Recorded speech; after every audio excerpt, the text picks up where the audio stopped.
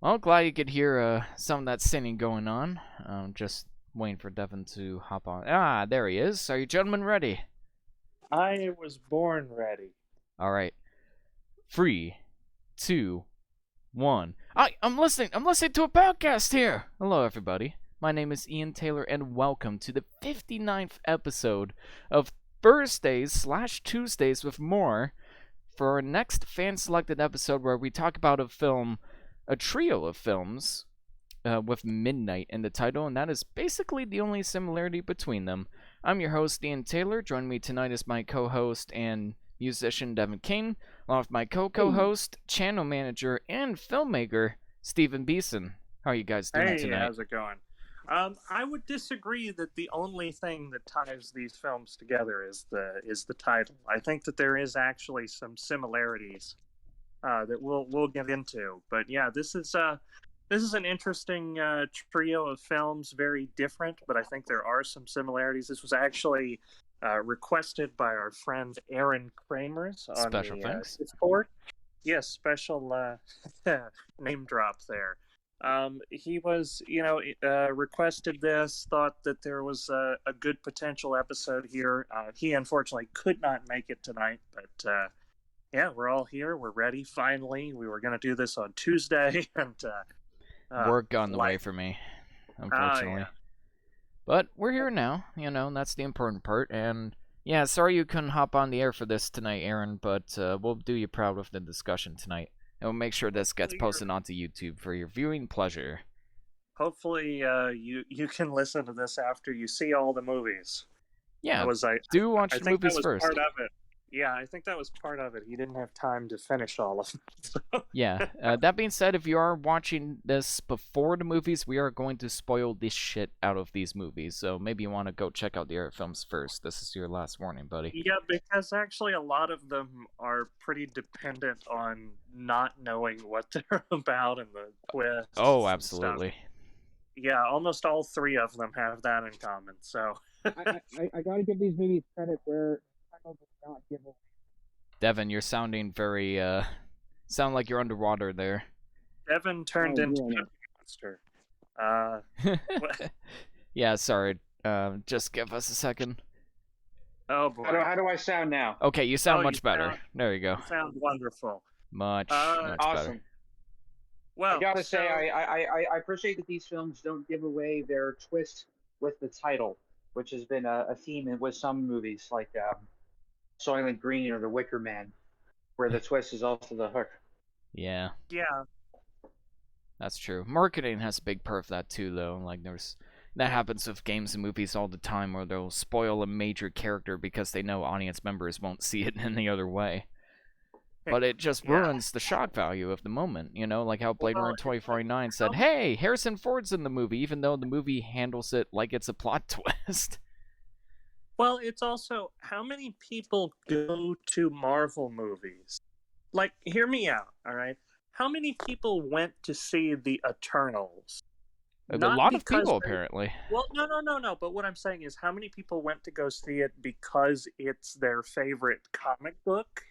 Like, versus they want to see that post-credit scene. You know what I mean? Like, Yeah, or it's part of the MCU, and they just want to get filled in Exactly, on the right. blanks. You're banking on the familiarity of you know.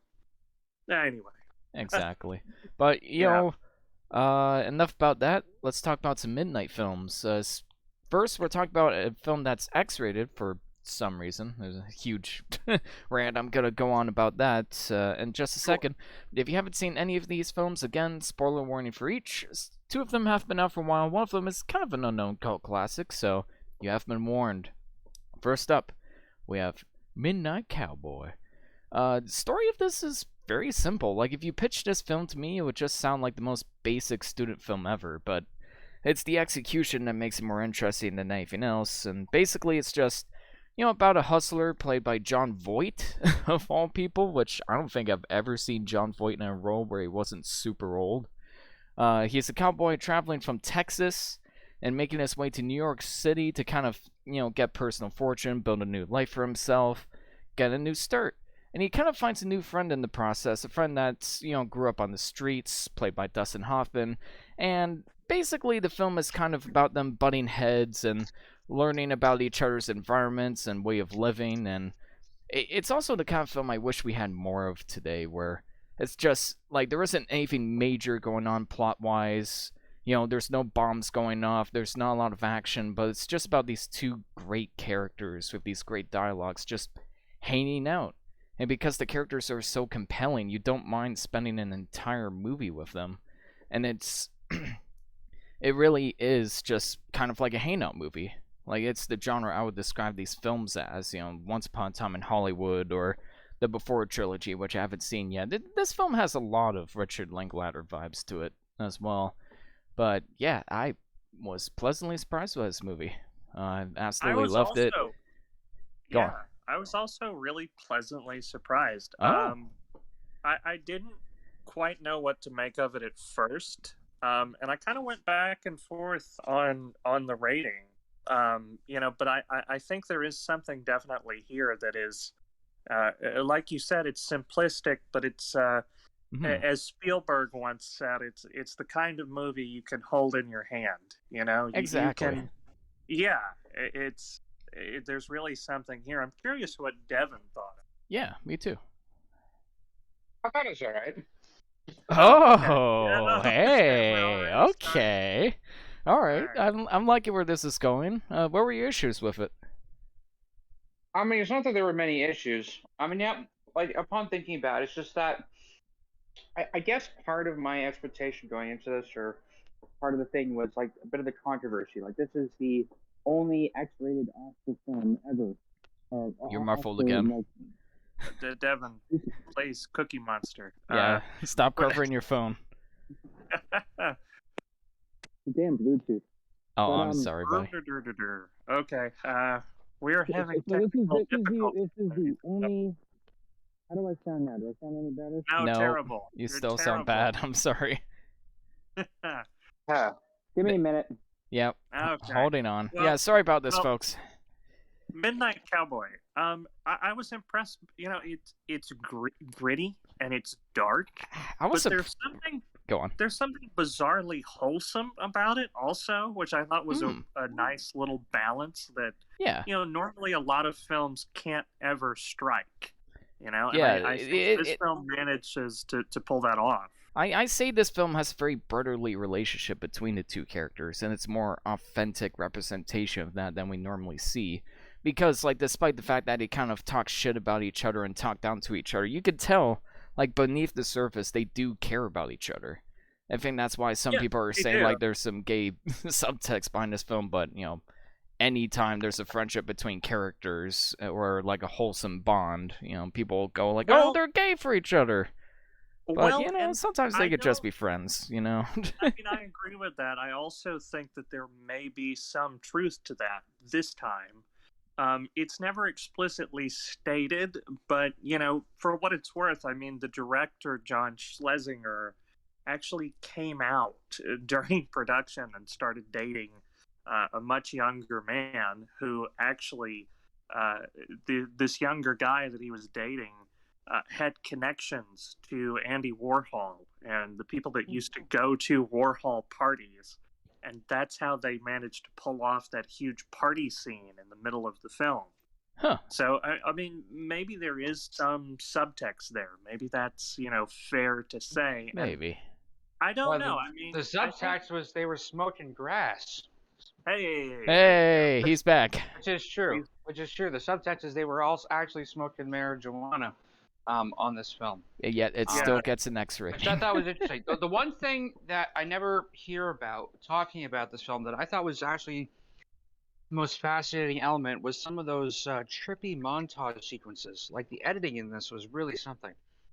Mhm. Yeah, I also noticed that. It reminded me, and I mean, again, it's a different context, but it's similar to like what Requiem for a Dream was kind of doing. I know. It Also, yeah. Easy Rider. Yes, Yeah. that had a lot of definitely. Easy Rider vibes in this, and I kind of want to talk to people who do drugs to see how accurate this is, because this was the late 60s. People indulge in Yeah, that sort of thing all the time, so maybe this is a authentic recreation. I don't know. But I'm curious to hear about that. Another thing that I'm curious about. So this kind of depicts the gay community in such a way that I think for its time was very nuanced, where they're not being explicit about certain things, and I do think that element of restraint is, what was good on the filmmaker's part. I thought Justin Hoffman's performance was fantastic, but I am wondering, like, how outdated are some of these depictions by today's standards? Like well, what? so this was something that I noticed, and again, I kind of think that this film has a little bit of nuance, maybe because it's in the hands of somebody who was sort of discovering themselves at the same time they made this film. Hmm. But one thing that I noticed was, if you notice all of the gay characters in this film that are closeted, they're not treated in such a way that is like some of them are pretty violently beat, like they're pretty ashamed of who they are. Whereas if you notice, like in the very beginning, the one uh, gay character who is very openly gay is actually comparatively incredibly happy. He's successful, I assume. He really just completely blows off and dismisses Dustin Hoffman's comments at the bar. And so I'm wondering if that's, a part on the filmmaker, to say as like a decision that, this is, an allegory for just being who you are, and that would bring you happiness. I don't know. Hmm. I That's kind of think how that, I see it too. It's just yeah, like the character. It's like all pretending to be a cowboy and pretending to have a tough guy persona. Like they're all just personas, and the men well, and are it's trying to find happiness when they should just be happy with who they are. And well, it's and it's handled in a way also that isn't cheesy or preachy or no, obnoxious. Like it all feels organic to the story and the setting and what the and it's characters are going also through. funny because he's from Texas and he's walking around in this like, I mean, ridiculous outfit. He's Yeah, walking around with a cowhide suitcase, like yeah, the a thing red that, coat. yeah, he looked like the He looks like cowboy. Sheriff Woody. He did. He reminded me of the cowboy from like David Lynch's Mulholland Drive. Like, but the thing is, like, even when he's in Texas, he sticks out like a sore thumb. Nobody dresses like him. Nobody likes him. Like nobody, Yeah, that was like one he's concern I had going in about the film. It's like, oh, are they just? Is this just gonna be how Texas is portrayed in the movie? Like, is every Texan gonna be the same? But when they showed us going no, back to Texas, I was he's like, thank God, he actually looks well, and different. it's yeah, but he's out of place even in Texas. Is what I'm getting at. Like Yeah. he's very sort of walking to his own beat, and I don't know. I mean, I also, I mean, going back to what Devin was saying about the editing, I loved the use of flashbacks in this film. Mm. I Yeah, loved very how that tasteful. they're able to tell his story and sort of his background without the exposition and without like pausing the film to tell you all of these things. But it's really handled in a very smart and just really creative and well executed way. I Hmm. mean, Yeah, and Dustin Hoffman is very much the same way. Like he's, he tries to blend in with New Yorkers, with his leather jacket and his ridiculous hairstyle, but he stands out just as much from his environment. Like, the whole I'm walking here. Like he has to pretend, have this asshole persona that everybody else around him has, but that's all it is. It's just a persona, like struggling to fit into your environment, and it's just as Yeah, ridiculous, if not more so, than John Voight, and that comparison was really interesting for me. yeah, you can tell that these people have like a version of themselves in their head that they think they need to present as in order to blend in, but it does just the opposite, like you were saying. And this is a line that John Voight says throughout the movie. He says, "I'm no cowboy, but I am one hell of a stud." And it shows how his whole cowboy persona is very much a show, very much kind of a flourished take on it, where he even stands out in Texas, and then Dustin Hoffman's character stands out as a sleazeball in New York. well, and I think that also ties into the ending where they're on the bus and it's like he finally changes their clothes. It's I You know, think they're that there finally are just the accepting. You know, it could be taken as they're accepting who they are, or they're just dropping the persona to kind of yeah. defend themselves. Well, that they're finally kind of comfortable with themselves. Hmm. It's also interesting. I mean, let's talk about for a minute that pretty much everything was against everyone that was involved in this film. You had John Schlesinger, who was kind of a well-known director at the time, kind of, sorta. They didn't want John Voight. Mike Nichols even called Dustin Hoffman prior to this and just berated him and was like, "What are you doing? I made you a star with The Graduate, and you're fucking this all up." Like, Yeah, you're being in a shitty movie. yeah, this film got an X rating. It originally got an R rating, but there was a psychiatrist who came in for the ratings board and basically said that because there were homosexual elements in this film, Yeah, elements, not even like sex scenes, influence, just yeah, elements but of that it. it could influence young people, that they had to give it an X, like, which at the time was like the kiss of Because death. an R rating wasn't good enough for that? Yeah. Wow. How many I people mean, would just be like, "Hey kids, let's go see an R-rated movie in the 60s." Nowadays, yeah, you'd get like tons of kids watching Deadpool and stuff like that, but this was the 60s we're talking about. yeah, but I mean, this is a film that pretty much had every odd stacked against it, and it won Best Picture. It made Both Dustin quite a bit Hoffman, of money at theaters too, I think. well, and both Dustin Hoffman and John Voight won, or weren't won, didn't win, but they were nominated Yeah. for Best Actor. Hmm. So I mean, it wound up being this surprise hit. I think Harry Nilsson also won an Oscar for Best Song, or Best Original Song. Hmm. So man, I mean, I was pleasantly surprised with it. I was actually reading that the studio at the time was a little bit unsure of Dustin Hoffman as well. Yeah, And of which is course, fine he to had think just about. come off of The Graduate. So he called a meeting with one of the studio heads to audition.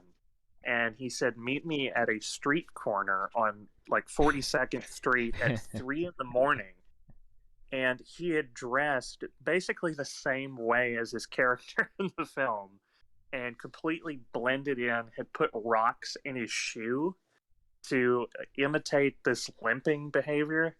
Like, and so he's walking around the street and begging for change. And like the next day, the studio head called Dustin Hoffman and was like, "You never showed." He was like, "No, that was me that was out there." And Oh, so, yeah. I mean, it's really cool the amount of dedication that people Mhm. had to this. You know, despite everything against it. Like, it's... especially the gamble that they're taking. Yeah, it's funny how lots of successful films had those kind of beginnings. Like, Jaws had a terrible production. Like, everybody... Like, the shark constantly broke down. Nobody thought the film would be successful.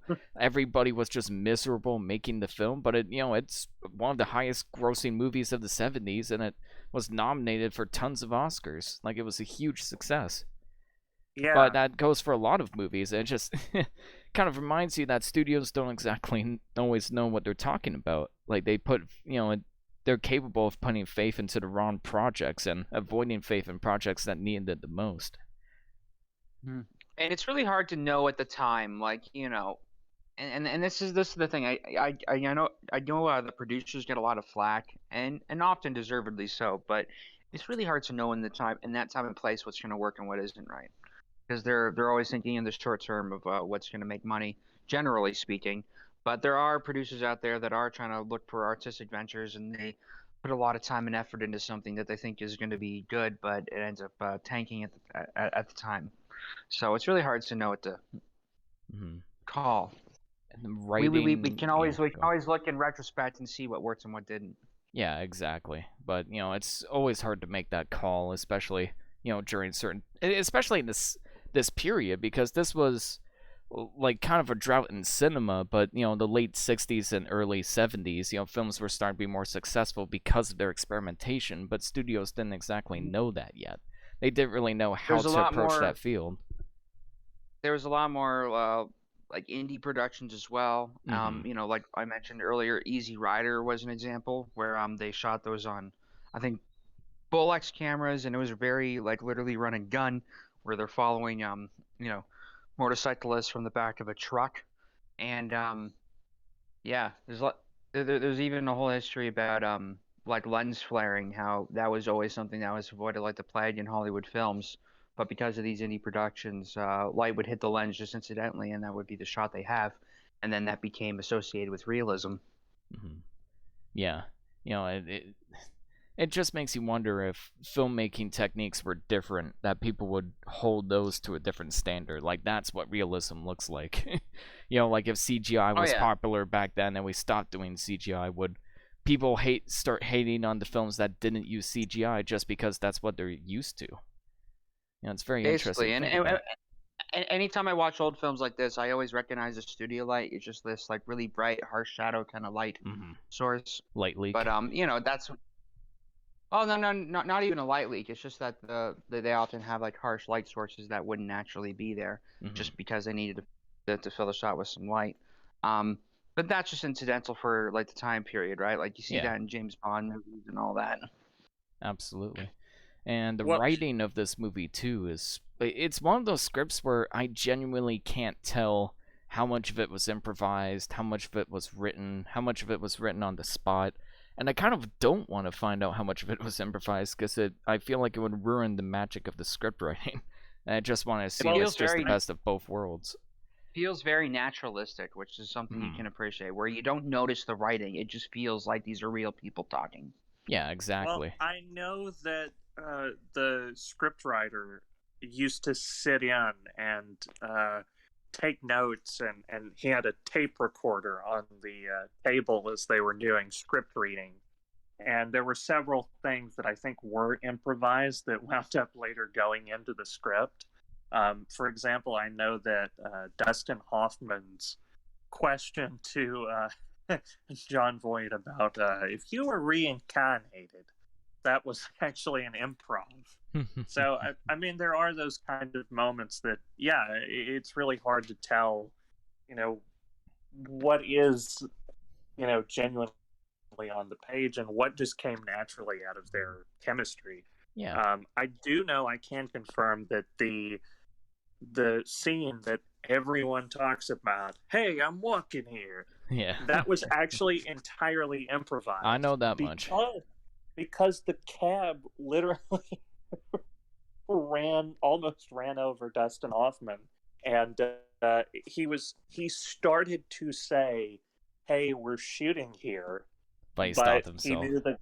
Well, he stopped himself, and the thing that I think gives credence to the fact that it was improvised, which there's been debate. I think a lot of people have wanted to take credit for that line, but I think the reason that gives some credence to it being improvised is that if you notice when he says, "Hey, I'm walking here," it's more Dustin Hoffman, whereas throughout the rest of the film, his dialogue is he's speaking with this kind of New York Accent. Yeah. stereotypical. It's Yeah. like right there when he says, "I'm walking here," he I always breaks love the moments like voice. that. Yeah. Yeah. It's just like when you So can hear the actor and not the character. yeah, It's it's funny when so those brilliant. when those almost character break moments somehow like make it into the film and make a scene even better. Like most of the time, that would kind of break your immersion, but it becomes the most quoted line in the whole movie. Hmm. Yeah. Yeah, Well, and and so I did mention that Dustin Hoffman and John Voight were nominated for Best Actor, but they both lost. do you know who won? And I do know who won. Would you like to tell everyone? No. Yes, I would like you to tell everyone because I don't know. Oh, I thought you know. No, I Okay. was generally asking. They both, well, see, they both lost to John Wayne for True Grit. Oh. Which, yeah, not. Wow. Yeah. I have my Which many I problems with John Wayne, but Well, I think it was more of a Not career even the Oscar. best representation of Rooster Cogburn, and I will I stand mean, by that Well, grave. it's not even the best I, John Wayne performance. Like, They're but all the same. How can you say there's even yeah, different performances when they're all the same? I'm sorry, well, I but mean, he's been in some good sure. movies, but come on, guys. Well, I mean, I understand it's a career Oscar, but I mean, man, Dustin Hoffman should have won, like Yes, 100% as far as absolutely. I'm concerned. yeah. He just bleeds into the Well, character so well. I don't see the actor, I see the character. Right? it really shows you what films were popular for at that time. Like everyone wanted to escape to old westerns, and because that was what was popular at the time, where like a gritty contemporary um, take of like a western character that's very out of place in the modern world kind of story. People weren't ready for that yet, maybe. Yeah, it's very I would subversive agree take on with that that. kind of culture. Yeah. It's kind of ironic that similarity between John Voight dressing up as a cowboy and John Wayne winning the Oscar over him. Yeah. It's yeah, kind of funny. yeah, Midnight Cowboy is basically making fun of people like John Wayne, and maybe that's why I like it so much. Uh, That's why it won well, me over. Great it's not. soundtrack as well, but the Oh, soundtrack definitely. like always comes in at the right place and never feels like it comes at the right moment and never feels overused. Like a lot of it is just ambient sounds of the city, but at just the right moments the music plays and it really fits the emotion in each scene that does. Did you Yeah, guys no, yeah, go on. I liked the use of Harry Nelson's song as well. I mean, it was one of those that actually fit, and I Mhm. was kind of looking at the Hmm. lyrics of that, and everybody's talking. So everybody's talking at me. I don't hear a word they're saying, Mhm. only the echoes of my mind. And I was trying to draw a parallel between that and the actual narrative of the film because there's so many moments that John Voight is told by someone. For example, Dustin Hoffman tells him, "Don't call me Ratso," and he continues to do it throughout the entire film. Hmm. yeah. And there's a similar exchange where the woman tells John Voight, "Oh, don't call me ma'am." Like it doesn't even matter to him. He is so. I mean, he's kind of dumb. Like He's so in you his know. character that he just can't drop his persona no matter what. Well, yeah, It's like people aren't often perceiving what's really happening around them. They just take little tidbits of what enforces what they're already doing to Mhm. some extent. And I found that lyric really resonated when I saw the montage sequences with like the feedbacking echoes of people that have talked to him in the past when he's recollecting like his family life at home and other things. And it's like, wow, they really took that like line and really showed this in these edited sequences. Like I really want to praise those montage sequences of flashbacks because they really put a lot of work into it, especially for its time to Yeah. create that audio feedback without totally destroying the tape. Um, and yeah, yeah, I feel like they represent that very literally in those sequences. The echoes in my mind. Yeah. yeah, And here's the thing, flashbacks are normally something I just absolutely hate in movies. Like it can really, drag the narrative down and have too much obvious exposition, but again, it's the way it's used and the way it emphasizes on visual storytelling and minimal dialogue that just makes the flashbacks so much better. And it never I has like that that they problem keep of like I never it's know what's a flashback and what isn't. Like the way it's filmed is changed just enough so I know which is which is a nice and I touch. like that they keep the meaning of it cryptic. Like he's having this recollection when he's in this moment, and it's not clear to him exactly why he's feeling this or why he's having this sudden flashback. Like the first flashback that I think we see was he was looking in this barber shop, I think, or there's an old woman Yeah, with a that's right. kid Hmm. there, and that's when he starts thinking about his grandma and how oddly intimate I suppose they were. Or, I'm not sure exactly what that means, but I like the fact that I don't know exactly what it means because it lets you ponder on it, and it has more of an impact when it's not explicitly told. But he's clearly, haunted by these things in his past, and he's making him question what he's doing in the present. Hmm. Agreed. Did you guys have any yeah. issues with it? Um, Mine are very not minor. Not really. I mean, I do I do think that there is definitely some kind of allegory for, coming out and, sort of the gay community, I which, guess I could say that. unfortunately I don't connect with, right? Like Well, I'm not there's so many different messages Yeah. you can interpret from this. sure. It's kind of about, So, toxic masculinity. It's kind of about, Mhm. like yeah. lower class I, versus I the I upper think a lot of people class, could and look at this different and societies change who you are. Like, there's a lot of ways you I, can interpret it.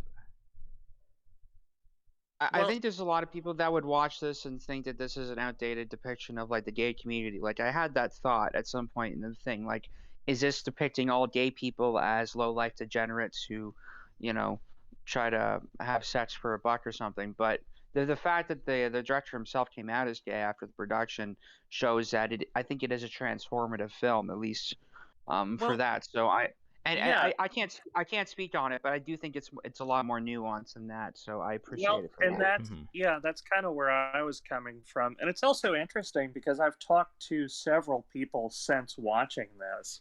And one of the guys I talked to was like, "What? They're not gay. Like, what are you talking about?"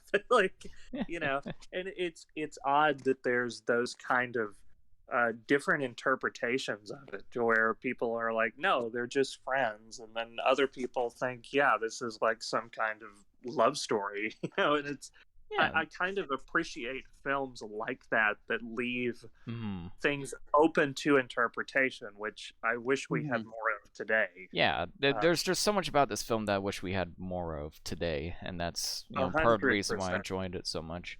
If I had to make complaints, we talked about this with the good, bad, and the ugly, but when you do a lot of outdoor shooting in a 60s movie, that means there's a lot of not great ADR in this movie. A lot of the Oh ADR yeah, was pretty rough, especially considering I was watching like a DVD version of it, which, by the way, the DVD version did that stretching effect that I just hate so much, where they don't properly widescreen the image. They just stretch out the image so everything just looks Oh, really? like, yeah, the was it proportions just like look too long, and it was like was it an like old a pan DVD. and It wasn't even scan like a or special edition or anything, and it does Was that. Sorry, go. what was your TV set on like stretch mode or something? Because that shouldn't happen normally. Like No, if it you set wasn't. your screen correctly, it was it should like like a pan and scan kind of thing Yeah, it was or? a pan and scan, I think is what it was. Like, it Oh, was a okay. very, very early DVD that they had a jumbo video. Okay. It wasn't even a special edition, which apparently they do have, but they didn't have at the store. And yeah, it's a great looking movie. The editing is great and all, but that I need to watch like a proper Criterion Blu-ray of this and just really appreciate it so Oh, much more. I think that was 100%. kind of holding me back, and some of the extras were kind of like, yeah, they're definitely not actors, and I think the guy in the barbershop was a little unconvincing. That's it. That's it for issues I Mhm. have. Like, they're all very minor.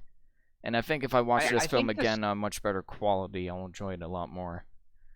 Yeah, that was I found basically this yeah I that. Well, found that the was side characters basically. really fascinating in Hmm. this. Yeah, they're Um, fascinating, there at was the least from a one writing perspective, but some of the acting from the extras was, just a little compared to the main leads. a little bit like there's the first woman that he ends up sleeping with, and he doesn't disclose the fact that this is for money, and then he ends up paying her, um, Yeah, which which is nuts. I like the fact that they have them rolling on the TV remotes, which is a good way to show uh, what they're doing without really showing it. Yeah, Just that showing how was often the channel changes by them like humping and whatnot. Like it just gets faster and faster. And that I was thought I hilarious. thought there Yeah. was some great editing in that scene, and it was hilarious. But well, Hmm. and also, that there was also the manager that he was gonna see who had that whole religious shrine in his bathroom. oh yeah, That was hilarious. And I mean, that well, wasn't like, was that a the thing in the TV '60s? remote, yeah, in the TV remote, they kind of do something similar to that edit again with the movie theater, and so I thought Yeah, that was kind of that reminded interesting, me of the like Naked very Gun, clever, like the clever Mhm. sex use. scene in that. Yeah, right. Well, gosh, I mean, should we rate it? I mean, Yeah, I'm pretty much done talking about it. Yeah, I think so. Surprisingly fantastic movie, great characters, great performances, and it's a perfect blend of realism and surrealism, and it doesn't never feels pretentious or obnoxious or like it's trying too hard to be realistic. It just strikes that perfect balance, and of course, there's so many different ways you can interpret this story, which is, in my opinion, always a sign of great art. So, yeah, no matter how you watch it, I think there is a way you can enjoy it. So, 9 out of 10.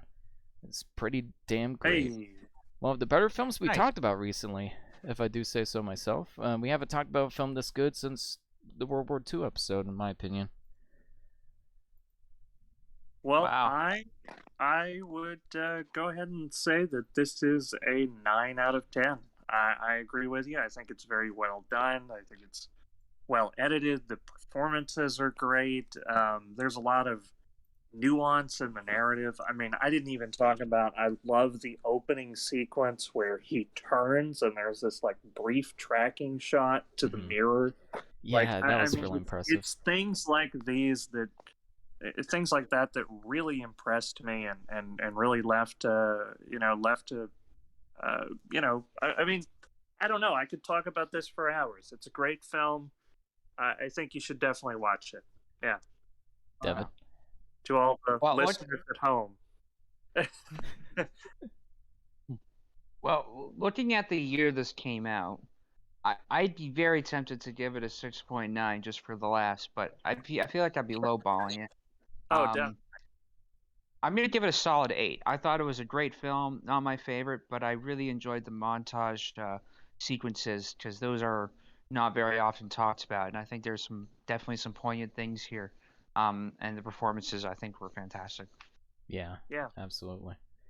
that is Uh, fair.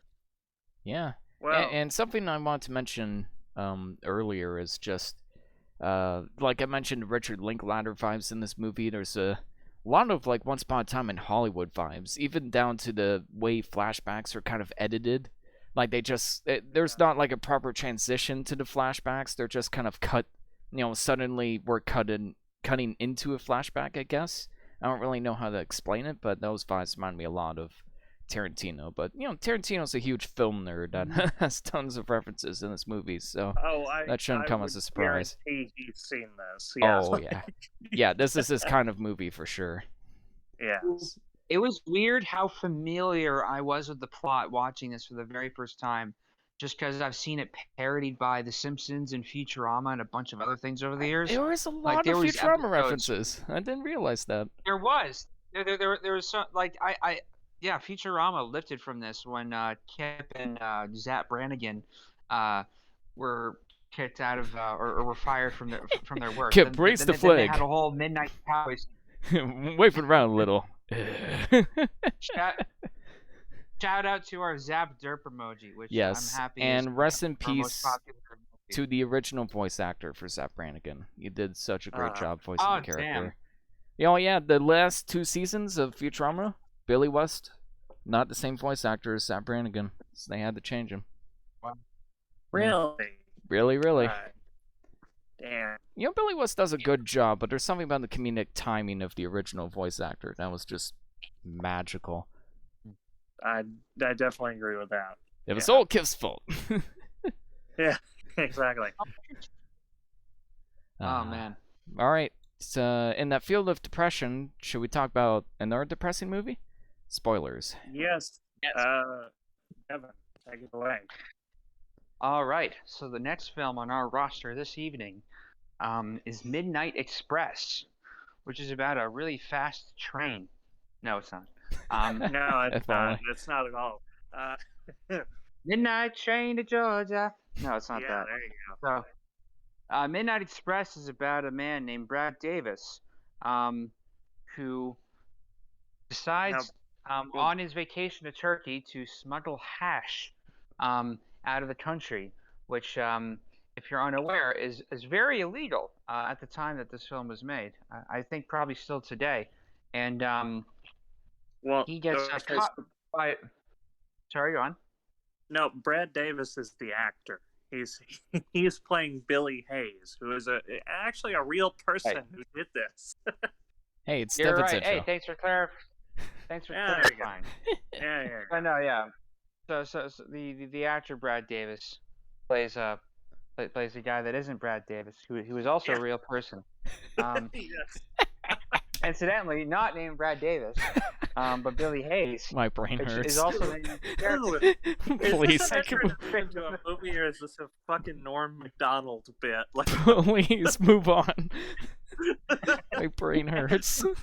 he is not Brad Davis, but he's played by a guy named Brad Davis, who is not And- playing. Anyways, I'm sorry. you know, the second you look at this guy as he's carting hash out of turkey, he's real sweaty. You know? I mean, for me, the worst part about He's real sweaty. smuggling hash If out you- of if you- turkey is the If you're trying hypocrisy. to if you're trying to smuggle hash out of turkey, the last thing you want to be is looking all sweaty and nervous, like Brad Davis or Billy Hayes in this case, played by Brad Davis. that was so on par. Is that your intro? Yeah.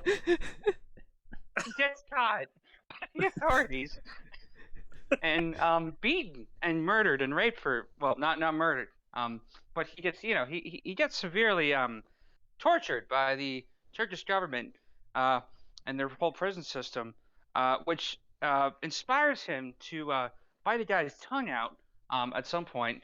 And take the Midnight Express, which means escape. That's the movie. Yeah, Moving on. What a story, Mark. Well done. That was the so best I intro will- yet. Yeah, 100%. So I'm gonna go ahead and get this out of the way. This is my spicy take of the night. I didn't quite enjoy this. Steven? Here's the thing. So Midnight Express, yes, not Brad Davis. He's smuggling hashish out of the Hashish. country. Yeah, Hashish. well, You have to put here's- phlegm in it. yeah, Mhm. hashish. Hashish light! Well, Sorry. here's the thing. Here's the thing. Okay, I'm not someone who, I don't consider myself woke. You know what I'm saying? Like, I don't consider myself one of these people who is terminally on Twitter. I'm Would not you consider yourself slep? Yeah, well, I don't know. I mean, I'm just saying, like, I'm not insufferable about it. You know what I mean? Like, I like can where this is going. easily separate, a film. I mean, I saw recently that Trading Places on Hulu got slapped with this warning for outdated cultural depictions, and I was kind of like, groan eye roll. I mean, it's an Eddie Murphy comedy. Come on. Yeah, from the But I early watched 2000s. this film. I watched this film, and I really had a hard time struggling with it because, let's be You honest, had a this hard film, time struggling. yeah, I had a hard time with it. I was struggling because this film's Oh. pretty racist. Like, let's just go ahead and get that Okay. out of the way. Like, It is. This is absolutely racist This against turkeys. yes, gobble gobble, motherfucker. No, this film is like.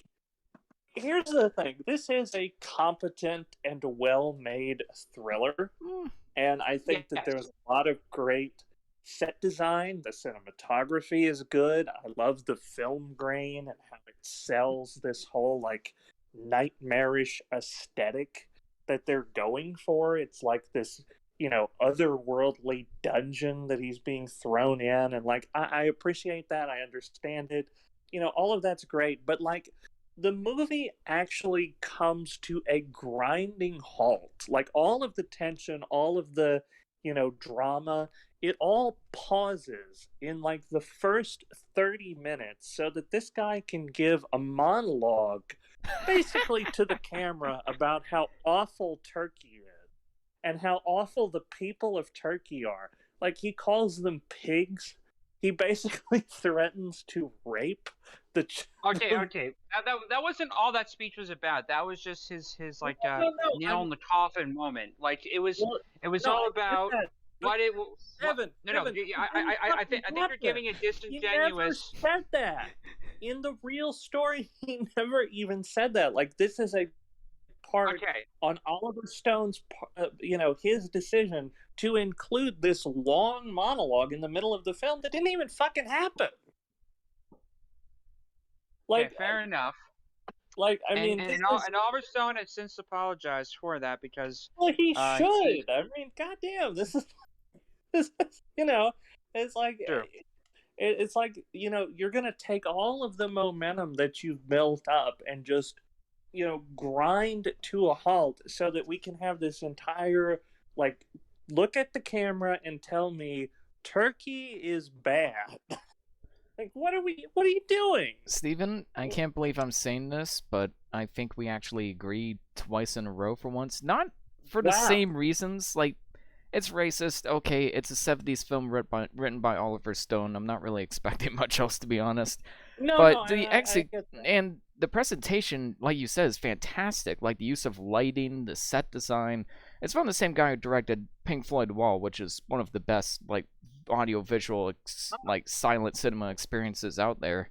But the writing Yeah, is, I think Oliver Stone kind of ruins this movie.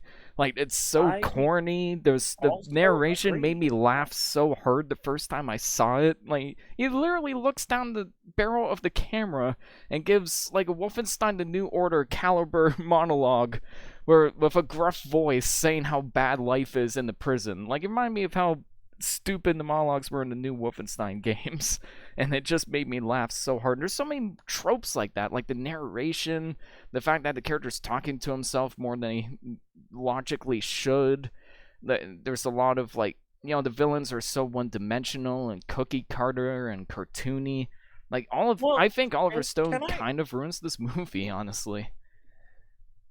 I kind of agree. The style of it Devin, is so good, and the performances are so solid, but it's just held back by the script. well, and I think there are moments where Brad Davis kind of leans into a little bit of absurdity, a little bit. I mean, the scene where we talked about this, where he rips the man's tongue out, which also did not happen at all. He was actually transferred to the sanitarium, not for ripping a man's tongue out, but for a prior escape attempt. So that whole sequence, like, I mean, I kind of admire like just how committed to what he's doing and the way that he's acting it out, this sense of desperation and dread. Like I mean I appreciate it, but at the same time it does kind of almost border on like Parody. theater, kind of like theatrics. Yeah, it's Yeah. kind of like bad theater kid There's almost. definitely theatrics. There's lots of stupidity in this movie as well that they kind of undersell. Like Yeah. so after he's first incarcerated, he's offered an out by pointing out the man that sold him the hashish, and then he does so, and then after pointing him out, he attempts to escape, which makes the situation far worse than what it was. Um, so there's a lot of Well, boneheadedness, yeah. and I think this is a brilliant, harrowing, and inspirational film if you are a meathead, and I have that. Good Because segue. because not only is the character that, but I actually had a roommate once who I can't remember his name. I only had him as a roommate for like a short period of time, but he was talking about how this was his favorite movie of all time, and you know, it's yeah, and he was a bit of a meathead, but I do appreciate um some elements of this film for Well, reasons, I I guess. mean, for me, to me, like, I mean, we did talk about the presentation, which I Yeah. do think is really good here. John Hurt is like giving a is career best performance here. fantastic. He's incredible, and I I can see feel how like this he's kickstarted his career for sure. Like, despite the negative 100%. Yeah, reputation of the movie, people would like look at the performances and be like, "Wow, he's the clear standout."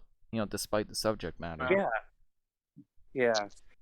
I don't know. And I don't know if you heard really, the story of how Brad Davies got this role.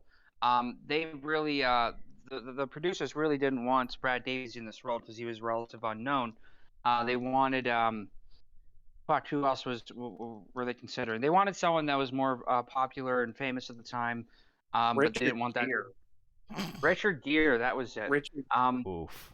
Yeah. And I think the studio kind of made an ultimatum saying that if he's like lazy eyed, then he can't be in the film. So he had to get an eye exam to show that he's fine to call the studio's bluff in order to get the role in the film. And honestly, for what it is, for what it's worth, I think he did do a terrific performance, and I don't know why he hasn't been in anything else, or at least that I recall. Well, Brad Davis actually died of an overdose sometime after It this. wasn't long after this I- either. Well, and I don't think I don't know if it was an overdose specifically, but I do know that he contracted HIV from an intravenous needle. So, and I mean, I do admire, Brad Davis just because, and this is also kind of interesting that we come back to this, but he was one of the only people who was playing gay characters at a time when that was a really big taboo. And to have HIV, I mean, obviously from a drug, needle, but I mean, yeah, he's kind of cool in that, he was, I mean, yeah, you know what I'm saying? Like, he isn't really a gay character. He has like one scene in the shower with a guy, but he ends up saying no, like rejecting. So it's well, not. So it's hardly even that. well, no, I'm And talking about, instead he chooses to relieve himself when he finally sees his girlfriend behind glass. yeah, well, I was actually talking about, So was that the scene 1982. that the cable guy was making fun of? Yes, it was. Yeah, that's why I couldn't take it seriously. I I was was- like, this is so stupid. This was made fun of somewhere, and that cable guy ruined that scene for me, especially knowing the Actually, context what- that the cable person was originally supposed to be a girl in that movie. Yeah. Even what's this other movie you're trying to let me know about that he was a gay character in? Harrell, which Aaron has also been requesting, but that was a Rainer Werner Fassbender Joint. movie. Yeah. Okay. Yeah, so I mean, Brad Davis seems pretty cool. He's a good know, actor. He does a good Yeah, job of what he has to work bad. with. He does kind of lean into this over dramatic kind of melodrama, And but that's it's all also, over Stone, though. The director was probably like, just do the best with what you have. Like, that's the impression I get from this. It's like everyone was given a really shitty script to work with, but they all tried their best to make it work. And I appreciate them for that, but there's only so far much you can do with bad material. I think this is a good example of well, that. and it's I mean, it's And it's I also don't know. go on. I kind of more admire this film from a distance. Is kind of If I where saw I'm at with clips it. of it on Oh, YouTube Turkey is without like the I mean, narration Turkey or is anything this like that, far I'd probably away, be like, so- wow, that looks like a great movie. Yeah, And it's funny Oh, how yeah. we It's talked not- about like how Midnight Cowboy. It's hard to admire Yeah, it go on. close up. Sorry. yeah, because it's I don't know how many miles away from me. I'm across the And ocean. it's funny how we mentioned how Midnight Cowboy had tons of pop culture references, but none of those took me away from the movie whatsoever. But any of the pop culture references that I've seen from other movies in this that have been parodied elsewhere just kept pulling me out of the experience. And I think it just shows like how overall I was so much less engaged by the story, and I was just thinking of other media while I was watching it, compared to Midnight Well, Cowboy, where I was so absorbed in the story, even where I saw a clip of where The Simpsons made fun of it, or Futurama made fun of it. It didn't take away from my engagement whatsoever. Well, and see, we talked about this with the good and the bad and the ugly, where it's like it's only parodied to such an extent because it's so good, you know? Mhm. I mean, when I watched Casablanca for the first time, I felt like I had already seen it, but it was such a magnificent film that it really that's good. didn't hamper my experience. Whereas this, I mean, it's like, in Airplane, they had like Leslie Nielsen talking to a little boy in the cockpit, and he's like, Have you ever "Hey, been? have you ever been to a Turkish prison?" Not even having seen Midnight that- Express, I still laughed at that just because of how Okay, horrible yeah. it was. That wasn't Leslie Nielsen saying that. Was first of it all. That not? was the, Okay. that was a creepy pilot who incidentally also had white hair. So I understand the confusion, but it wasn't Leslie Nielsen asking the creepy Yeah, questions. well, It was Oh, it's the pilot. Dude. Yeah, you're right. The co-pilot. Oh, okay. Well, it wasn't. I know that film. I know that film by heart. So Yeah, it I also know the wasn't main actress Kareem was by- Abdul-Jabbar. Oh yes. How do you take your coffee? Black. Like my man. It's so good. Yeah. And that's how good this movie is. We're talking about our movies. We're fucking talking about it. Yeah. Man, I don't know. I mean, this. I just the Yeah. ending too is so corny. Also, It's just more I mean, monologues. I think the way he actually escaped was a little more interesting. That he got off on a boat and he was traveling by boat for like 20 hours or something like that.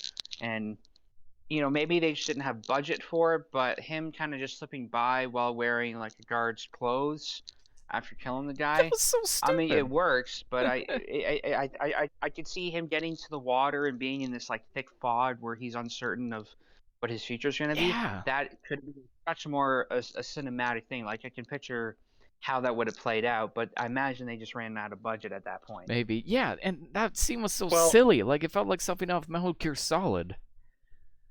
well, when he's walking out in the guard's uniform, like, I've seen so many films that have done that kind of ending so much better. I mean, like, Yeah. On Silence top of that, the he Lambs. looks the exact same, just in the guard's uniform.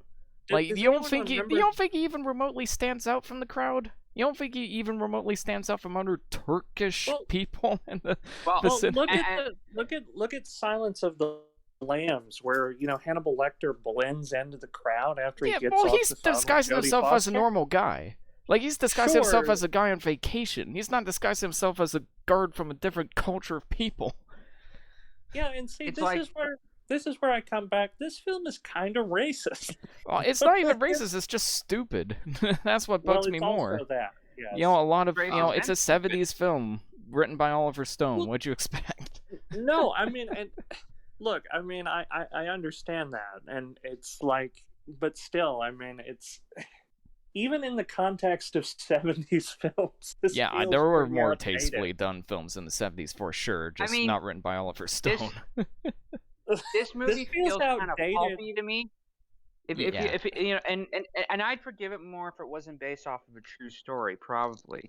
Like I still take enjoyment in it, but the fact it's based off a true story, it kind of makes you have to hold it with some reverence or with some thing, and then that just makes it a little more disappointing in those comparisons. If this was just a fictional film, like a midnight movie, it'd probably be a little more forgivable just for being like a passable but well executed kind of thriller. Yeah, like if it was more yeah, self-aware, definitely. something like Inglorious Bastards, maybe. But it takes itself Yeah, too if seriously. this was like a It's interesting Baylor just seeing film, it as yeah, like if you see it as like an early Oliver Stone script, and you can see how he got some ideas out there and improved on some things later on, then you could admire it for that. hmm even something like Scarface, though, like say what you want about that movie, but it basically has the same tone, but Scarface knows what it is so much more, and it's so much more entertaining Man, because of it, and it and- doesn't butcher a true story in the process. Well, and I hate that Scarface is the one thing that people know Brian De Palma for, when it's arguably one of his worst. I mean, I don't know if it- it's that bad. I enjoyed watching Well, it. He's but, made much mean, like- worse movies than Scarface. yeah, but Dress to Kill and Blowout. I Yeah, mean, they're those great are like movies. Yeah. Body Oh, it's Double. phenomenal. I think the first Yeah. Mission Impossible is worse. I think some of his newer films are really bad. He did one with Rooney Mara that was just kind of shit, and I mean, you know. Jesus Christ, Brian De Palma's Carrie. Like, that's one of the best horror films ever made. oh, Carrie is pretty Um, good too. Yeah. Yeah. But, I mean, anyway, back to... back to Passion. Midnight Sorry, Passion. Express. That was the film I was talking about. That film was terrible. Yeah. Well, back to Midnight Express, it's like... I don't know. It was one that I kind of wrestled with, because it does feel outdated even by the time it came out. And, like, yeah, it's sleazy and almost parody level at some points, but it is very well made, and there are a lot of Yeah, people I doing their know. You damnedest could to tell make the it work. actors and the director and the cinematographer tried their best with the material they had to work with, but it just shows Yeah, how much a bad script can really hold back a project despite how well written it is. I yeah. mean, it's still pretty Despite well how regarded today. bad the script is. Like, Sorry, that's what I meant. it's still pretty well like regarded today though. Like, it's got a 93% on RT right now. Yeah, I know, and it's got like a pretty good user score on IMDb, and people appreciate the film, and I get it from like a solely technical and acting perspective, but the writing and the characterization and the tone is so off for me that I was just not engaged whatsoever. I didn't even. I I was mean, I willing to don't want look to. back past like the political issues if it was at least like engaging from a story perspective, but it couldn't even hold me there, unfortunately. Well, This is Alan Parker's highest rated film still, or at least on RT. Higher than really, Pink Floyd The Wall. Yeah, and the Wall I don't think well, is that high actually. Yeah, Last I critics checked. hated The Wall too for whatever reason. You know, see, this is why Oh, we should I, review I'm Pink not. Floyd's The Wall, I'm not. and then the nostalgia critic Pink Floyd's The Wall. I will make that happen. You know what? Oh my That's God. our next Uh, episode in no. January. That's my recommended episode in January. Yeah. I'm Oh gonna make it no. Uh, happen. Oh yes. anyway, Yeah. I mean, the other thing that I kind of struggled with this film that I mean, I hate to say this, but like I think one of the things that really held it back for me is as far as a prison movie, this doesn't really have a very like high body count. Where I mean, like, That and could I'm have not been a saying that budget it's issue. just well, sure, and I'm not saying that it shouldn't be like I'm not asking for like Brawl in Cell Block 99, right? Yeah, But what I or am yeah. saying is there's so long, there's so many like long and quiet moments of this melodrama that I honestly couldn't care less about. Yeah, it's not And that it's the like, fact that there's a lot of dramas that's so unengaging. well, and yeah, it's like the best part of the film for me. Two of the best moments are, when he's actually beating the crap out of that guy, which yeah, I mean it's problematic or whatever, but it's like it's kind of a cool, engaging fight scene, and it Yeah. shows the desperation of his character. But I have to slog through like an hour and a half to get to that, Yeah, exactly. And that's, and kind of how that I feel in was general. It's like there's a great presentation, but I could get just as much out of it, watching clips of it on YouTube on my iPhone. I'm not really getting much out of it from watching the full experience. on your fucking My Can I fucking iPhone. phone. can I point out one standout performance that I thought was overlooked and was one that I was not expecting, and that's Randy Quaid. Oh Oh yeah, yeah, he's I forgot he actually was in very this. good in this. To the point where I didn't realize it was Randy Quaid. I'm like, wow, he's playing someone else in the movie for once. He's not Yeah, playing himself. And this is before Christmas Vacation and all the other movies that I know him for. Like Kingpin. he's normally Yeah. the the comedic relief in a bunch of other films. Yeah. I mean, I guess in this film he still kind of is just being kind of the hothead, but he's the one that is like, we can escape through the catacombs, and if we get through this way and like and get underground, like he's the one who's trying to push for these ambitious escape plans. And I don't know, it gave kind of an energy and motivation in a part of the film that otherwise could have had quite a wall to it of him just being in prison. yeah. Yeah. Well, I mean, should we rate this one? I mean, I'm curious. It's a tough one. I was Yeah. gonna give it a 7, but I think you talked me into a 6. It's just Ooh, great filmmaking, great acting, Wow. but the script just holds it back. The script, the pacing, the characterization, the cheesiness behind it all just holds it back so much, and it just proves that I'm really not a fan of Stone's style of writing whatsoever. And I think his only good films, in my personal opinion, are the ones that just embrace the campy, over-the-top tone. Because any time where the story takes itself seriously, it just doesn't work with me. Like, his style doesn't fit that whatsoever. So, sorry, Alan Parker. Rest in peace. You're a great director. This does not deserve to be your highest-rated film on Rotten Tomatoes. I'm sorry. well, I'll be a little more generous. Just, I mean, because there is so much care and passion behind this, and trying to make it work in spite of some of its flaws. I'm not going to be too generous, but I think it's a solid 7. Fair enough. Nice. I think I know what your rating's gonna be, Devin, but take it Shit, away. here we go. Ah, shit. Here we go again. I mean, Yeah. I remember this movie fondly when I first saw it. Like, I first came across it on VHS tape, and it had that old cover where it's that very 80s, like, hand printed, expressive kind of writing, where it's all kind of on a slant, Midnight Express, and it just looks really cool. And just something about that whole aesthetic. I was really into those kind of films for a while, and I saw it as just one of those. But now knowing that it's based off of a true story, and we're going through the weeds of Oliver Stone's writing and how racist the depiction of, Turkey is in this, like upon reflection, there's definitely parts of it that don't hold water and definitely don't hold up as well today.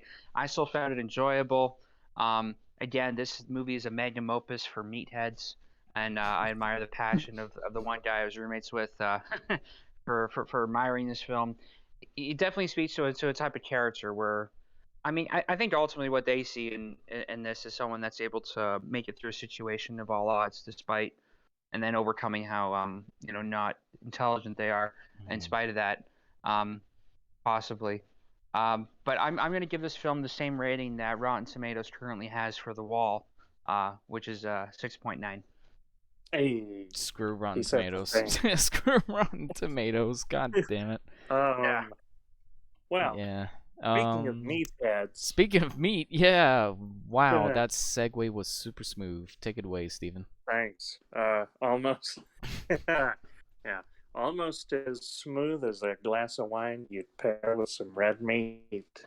The Midnight Meat Train, 2008, directed by Ryuhei Kitamura.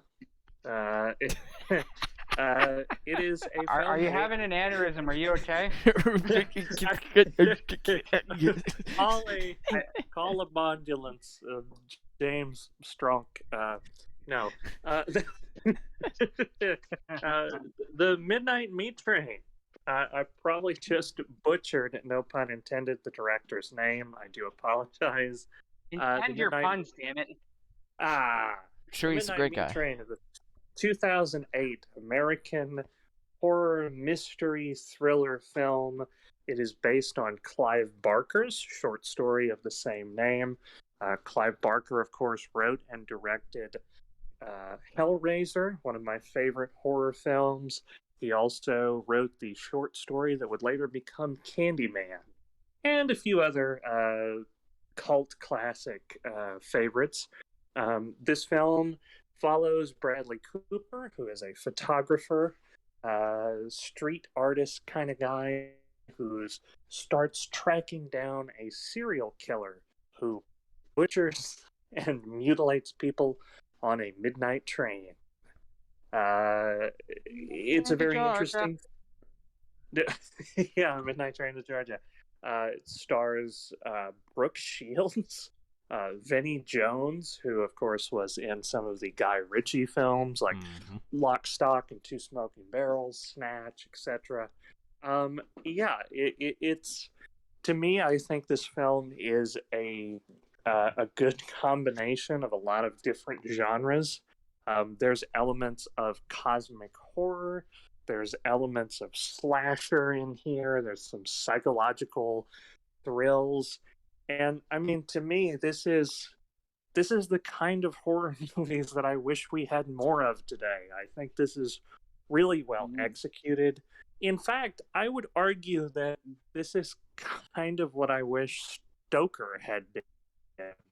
Because we talked about Stoker and the kind of slick CGI editing and cinematography where that didn't connect, maybe because it was more grounded in reality. But this is definitely doing a more sort of supernatural kind of thing, and it actually works here, where you have that sort of Asian cinema artistic flair melding with this Mm. very otherworldly horror movie, and I was pleasantly surprised by it. So yeah, I think you, I think you forgot one name in the cast list, Mr. Limitless himself. Bradley Cooper. Bradley Cooper. He said Bradley Cooper. He is Bradley Cooper, and this Yeah. was over 3 years before Silver Linings Playbook. There you go. So this is baby Bradley Cooper. Not quite, but I've seen baby well, Bradley Cooper, and it's an experience. Oh wow. I'm afraid I'll have to Yeah. disagree with you on this one, Steven. I thought the film was very goofy. I thought the style of the film actually took away from it a lot for me. And I kind of wrote this in my Letterboxd review where it's like, it's a goofy movie, and Vinnie Jones is the only one that's aware it's a goofy movie. Like, he was easily, like, the best part of the movie. Like, he's so over the top. He's so... Like, he nails that kind of tough guy vibe with, like, a sick sense of humor.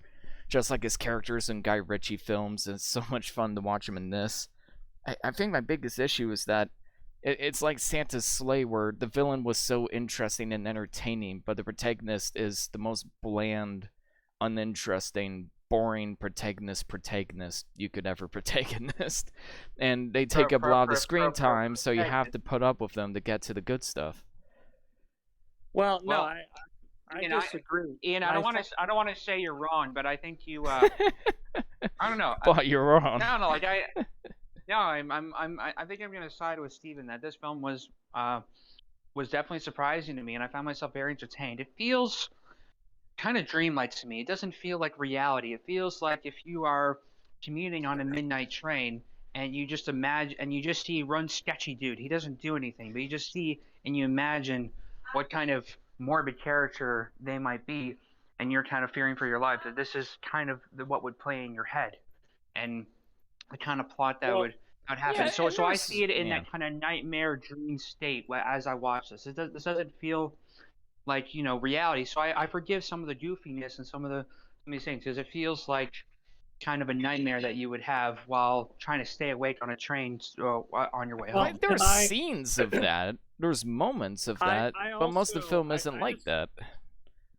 I want to say I disagree with what you're saying about him being a bland protagonist He's because I so actually bland. think I think that some of that actually works in the film's favor because as Devin is talking about, it's like you're kind of placing yourself in that dream-like world, and if he was someone who had this detailed backstory and this like detailed like this is I what don't need a happened to him, detailed and it was full of- backstory. I just need something. no, but what I'm saying is that, the character, I mean, he could be anyone, and I think that's part of the horror. see, is that's the that kind he's of not character- some special Sorry, go guy. on. He's a human, that this could happen to you, it could happen to me, it could happen to anyone. But he doesn't feel like a real character. Like, he's not like... Yeah, characters like that can work. We talked about 2 characters like that can work in Midnight Cowboy, but I'm never a fan of self-insert characters where their only purpose in the plot is to just put them in the audience's shoes. Like, it's the same Didn't issue I you have with enjoy Amnesia. Blade Runner 2049? He's Like, not what bland. He has a character. He has wants and dreams, and he no, but what I'm seeks out to be more but human. what And I'm this guy, I saying don't know is, anything like, about this guy. This is I don't know why I should this care is about him when part he gets in of- danger. Well, you're supposed to care about him because he's uncovering this massive conspiracy. Yeah, about lizard wow, people wow, under a New photographer York, in a like- horror movie that goes to libraries all the time and does a lot of research on a killer and that no one else believes. Wow, very original for a horror movie. Well, no, I think you're underselling this. I think that this, if you're familiar with like the works of H.P. Lovecraft, those characters were Sure, but that's a somewhat different bland. format, They and were- it's a short story, so you don't have as much time to flesh out the characters. So No, I mean, understand look wanting to look emphasize at, on the John atmosphere. Carpenter's In the Mouth of Madness. That main you could character make was the very same- interesting in that. What are you talking about? Main Right, character but is what incredibly I'm saying expressive. is, no, I mean, but in all of these kind of Lovecraftian cosmic horrors, that's part of how they work. Is that But- it's just a private investigator. I don't it's entirely just a agree with that. novelist. Well, I mean, you're wrong. I don't know. Well, like in the Mouth of Madness, like there's so much we learn about the character of Fruitner Nightmares, like his obsession with writing, his obsession of getting every detail right, what he had to put behind on his life to get to the point where he is. You know, Jacob's Ladder was very expressive, had a very expressive character that we learned more about for the dream sequences. Like I don't Well, agree that those characters had I mean, nothing to and them. I think, I think, you're talking about this film being goofy, but I think that, the CGI effects and that kind of stylization, I think that that was a very risky thing on the filmmaker's part because, maybe it wouldn't work out. I don't know. But the thing for me that really sold it is it's almost preparing you for this massive genre twist by the end. And it lets you know that something isn't quite right. This isn't a story that's necessarily grounded in a reality like our own, No, And I mean, Yeah, no, I absolutely agree with that. Like there was some dated CGI, but there was a the lot way of it was dated handled, CGI. it didn't bother me at all though. Like it felt like it was purposeful. It felt like it was leading into something, and it does go into that supernatural realm. So I almost didn't mind the artificiality of the CGI. In fact, the very first scene, the way this film opens up, reminded me quite a bit of Cube, where well, there's like a guy who just wakes up and he realizes he's kind of in a trap where he slips in like a pool of blood in this case. I don't want to spoil Cube, but that's a fantastic film if you haven't seen it. That's a pretty good movie. Very underrated Canadian cult classic horror film. And the way this film opens up with this guy sleeping on the train and then slipping in a pool of blood, realizing he's in a bad situation suddenly. I see this film basically being like nightmare fuel. Like this is a very nightmare dream logic type of film. And I think if you go into it with that kind of mindset that this isn't reality, this is kind of like a nightmarish fever dream, then I think it works in that regard. And I just enjoyed it, like for that reason. But I don't Well- think it keeps that tone throughout. Is my problem with it. Like I don't personally think it Well, does keep like- that tone throughout. If there was something that I would nitpick, so he's a photographer and he's got a Leica camera, which is a very bougie type of camera. Like it's a very Yeah. this is the type of camera that if you're a doctor or lawyer, you have a lot of Money. Yeah. a lot of disposable income. That's like the one camera you buy and then it takes great pictures without much effort. There's one scene where he goes in and infiltrates the whole butcher shop that the guy works at, and there's a shot where he's trying to take pictures incognito. First of all, this is an SLR rangefinder. This isn't a little video camera, and it's zoom, and that's a fixed lens. So I could nitpick that shit all day, but I didn't mind it because I wasn't sold that this was reality to begin with, and that this was a genre exaggerated rendition of it. So, and it is meant to be just a photogenic kind of thing. So it's little incongruities like that I forgive because I see the sense of direction and style that this film is going for. Yeah, and this is I mean this is actually I mean it's kind of for me it's like a stew because you've got the Lovecraftian cosmic horror, you've got the kind of psychosexual body horror, you've got these kind of critiques on class, and I mean there's even some kind of talk about veganism, which is not as gruesome as another Clive Barker film that came out a little bit later called Dread, which I would love to talk about sometime. Yes. But it's taking all of these elements, and there's just enough of like each of it, to really keep you engaged and kind of guessing what's going to happen. I mean, I was, the other thing is, I mean, Vinnie Jones, I thought that it was so smart on the filmmaker's part to actually not bank on his Cockney accent. Like, just letting him sell the story based on this kind of raw physicality. I'd agree with that. And just this, his facial expressions. Yeah. I thought that was genius, and I thought it paid off very well. I'd agree with that. Like, he's the best part of the movie, like, hands down. And anytime I'd see him, like, killing people in a train, it was like, yes! Film's getting good again. But Well, getting to those you know, points, it's part like of you it- said with Midnight Express with the violent scenes in those movies. Like getting to those segments is such a slog, and I just wasn't into anything else the film was doing. Well, I mean, I think you're underselling the psychological horror. I mean, could you imagine, like, the way that this film ends? We haven't even talked about it, but there's a government conspiracy to cover up these sort of, monsters that live underneath New York That ruined that the movie for feed. me. Well, see, and that's where it ruins for a lot of people. But here's the thing, right? They're feasting on humans underneath the city, and it's like they rip out his tongue and they make him eat his girlfriend's still beating heart. I mean, that's a kind of psychological, cosmic horror that I found it very effective, and I think that the kills, with this kind of stylish, fever dream aesthetic, really set that up. Like you could tell that something Yeah. was going to happen. Like you didn't think that Vinnie Jones was just a What it serial. was, which is No, why I love, didn't think so love either, when but I wasn't expecting him to be an alien. Like, that was ridiculous for No, me. they're not aliens. I mean, they're They're not creatures, described- but well, I like that's that I part didn't of see it coming. cosmic I knew that horror. there was something. I knew that there was something up here.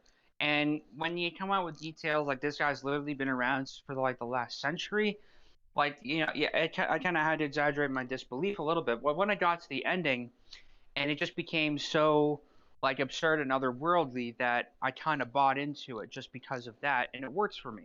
Like there's a lot of stupid like things that you could like overlook, but again, it feeds into that nightmare dream logic where it doesn't logically make sense, but there's an emotional arc to this unraveling, and also the fact that Bradley Cooper becomes the next one after he kills Mahogany. I can't believe that's his name. Yeah. Also, that's weird. Like, Well, and so I wondered, because Clive Barker is, a gay man himself. I wondered if that was like some kind of okay. allegory there. Like, he's wood. I don't know. No, you're reading into it. No, but I mean, and this is also the second film of the trio to feature tongue ripping. So, Oh, there you go. That sounds consistent. Yeah, I wish But- I saw the film the same way you guys. It felt like there were a lot of good ideas, but to me, it just didn't congeal in a way that was very engaging. Like, I don't think the film knows how goofy it actually is. And like I said, like, Vinnie Jones seems to be the only one that realizes that. Like, he fully embraces, like, the over-the-top absurd nature that the film is trying to go for, but it didn't feel like anybody else involved really knew, in my opinion. I can't really explain it, because this was the first film I There watched was that definitely was a while moments ago. like that for me where, yeah, there was definitely moments when, like, when they finally revealed his face, and then he kind of lets Bradley Cooper get away sometimes. Like, he doesn't treat him the way he treats everyone else. And No, it's 'cause like, he's a protagonist. He could have easily killed him here. Yeah. Like, the people they're keeping alive are the people Well- that are important to us. And that's like a movie cliche. But when it leads up to the ending and you realize why, like, okay, I can kind of buy it. That felt like it was a But- save. well, to and me. it's also, And he had so many opportunities to kill the guy. I mean, the other thing that kind of ties into how self-aware this film is, it's like arguably the most brutal kill of the film. They're killing Ted Raimi. It's like, That was I great. mean, I think this film is a lot more self-aware than you're giving it I credit don't think for. so, But it's but- also, I think it's a little bit deeper than you're giving it credit for also. But it's the deep ideas are fine. I like the idea of psychological horror. I like the idea of something lurking beyond our dreams that kind of kills us, when we least expect it, and that's adds to psychological horror. A, that's been done much better in so many different stories and movies I've read or watched over the years, and B, it's none of those ideas are handled in an interesting way because I just didn't care about Well, anyone. And And I yes, sent this Lovecraft movie- stories aren't, don't have the most fleshed out characters, but yet those still make me care about the characters and the settings way more than this movie does, with more, and see, more screen time. I sent this movie to a friend of mine and asked him to watch it. I was just like, what do you think of this? And he was like, I forgot that Hollywood knew how to make good horror movies. This was Really? incredible. And I agreed with I thought this Okay. was one of the best I've seen in a while. It really worked for me. And, you know, Yeah. I don't know, man. And I mean, the film is kind of polarizing, anyways. Like, it has Yeah, a it 58 definitely is. Well, and it Metascore. It has like a also, 3.2 on Letterboxd, with like well, ratings but it going both ways. also, I mean, it got screwed over. It got pulled out of theaters because of the Yeah. politics of the studio. They were pumping up The Strangers, which, so this Yeah, film that didn't was. really get a fair shake, and it kind of has developed this sort of weird cult following, Yeah, I'd which agree with that. It should have had its I run in guess I'm I a theaters. think part of now. I think it's a very overlooked movie, which I'm not Definitely. saying underrated. I'm saying it's overlooked, Yeah, and and I do think it's worth a look. Ultimately, yeah, Yeah. like I think, yeah, basically same thing happened with Trick or Treat, where there was a bunch of child murder in the movie, so it didn't even get a theater release to begin with, and Well, it oh wow. sucks because I think this film at least deserved its fair shake. I think every film at least deserves a fair shake in theaters, even like sure. piles of shit like Birdemic in the Room. Like, let the theater time, speak for itself. Let audiences see the movie if they really want to see it. Give them a chance Well, to watch you it. know what? I'm just gonna come out and say it. I'm gonna give this a 9.5 out of 10. Whew. I really enjoyed this, and I think it was very effective. And I got into it. I can't really even explain it, but I think this was very well executed, and I think it's fantastic. Well, Well, Steven, I want to piggyback off of your enthusiasm, because I think there might be, like, I think you could read into this as almost like a meta critique, or look into how people get enveloped into horror stories, um, and into films in general, because I do think there's something about him becoming the thing that he was curious about and trying to destroy. That there is something there. I also really like their use of like split diopter filters in some shots, which Yeah, normally, well, when you set up a split diopter shot, is to bring something that's in the foreground into closer focus, but they did it to almost blur the background even further, where the character was, which I thought was fascinating. Like normally that's the quote unquote wrong way to do it. Um, but I thought it was very effective. Kind of use of cinematography. There's also this so he's a photographer, and he's trying to get his work noticed by this big shot art curator, and she's the one that provokes him to say, "You're at the right place, but you weren't there at the right time. Like, go find something like dangerous and film it." And that's exactly what he does. Um, and there's something about our kind of craving for these seedier sides of life and being on the knife's edge of things yeah, that but is dangerous territory. And almost like I think that night. this film has a nugget of that. yeah, Yeah. even elements like that, like Blowout handled that 10 times better. Like the Well, but conversation Blowout is handled that more kind of element 10 straightforward. times better. I mean, Nightcrawler is more straightforward, but this is approaching it in a surrealist way. Nightcrawler movies Yeah. like that know what it is more. Ah, I'm sorry. well, let's get these ratings out of the Yeah, way. I feel like I'm this was 9.5. another Black Christmas situation where I feel like I watched a completely different movie than you Ooh. guys, but Ooh. there was parts of it I we're enjoyed. gonna be we're gonna be putting that to the test soon enough. But Yeah, don't worry. Yes. There's wait. Foreshadowing. yeah. I really appreciate this. I'm gonna say, for my just sheer enjoyment of this, and for its, like, I had no expectations going in. When I first heard the title, I'm like, what gay porno did Aaron suggest this time? Yeah, right. And the fact that, This one was actually my suggestion. The other two were his, but oh, yeah, I well, didn't well, recommend it. that would only further my suspicions then. But I was pleasantly surprised that it wasn't that. Um, I'm gonna give it an 8. Just fuck it. I liked it. Yeah. There was parts about it I enjoyed. Like, I love Vinnie Jones. Some of the cinematography looked cool. The practical kills were great, not the CGI. I found all of the CGI was horrendously dated, but I guess I could put it to a low budget. I don't know. I couldn't engage myself with this film. It has some great scenes, but getting to those scenes is such a slog, and the film feels like it's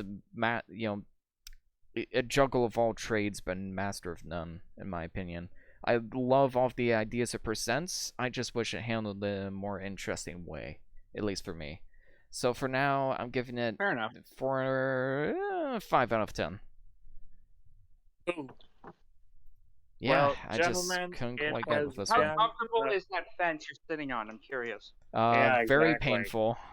You Ah, guys made it so painful for gentlemen, me. it's been a great episode. I do have to get going, but thank you so much Before for you having me. leave, before you leave, No, I Before you Devin. leave, Oh, just DM me So- the details. I have to go. Goodbye. Aw, come on. All I right, have to catch the midnight train. all right. Ayo. Going the night everywhere. train Have a to great night. Georgia.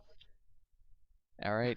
I think we quoted 2 different songs, but I want to announce our next week's episode because it's my choice, and I feel really proud of this one.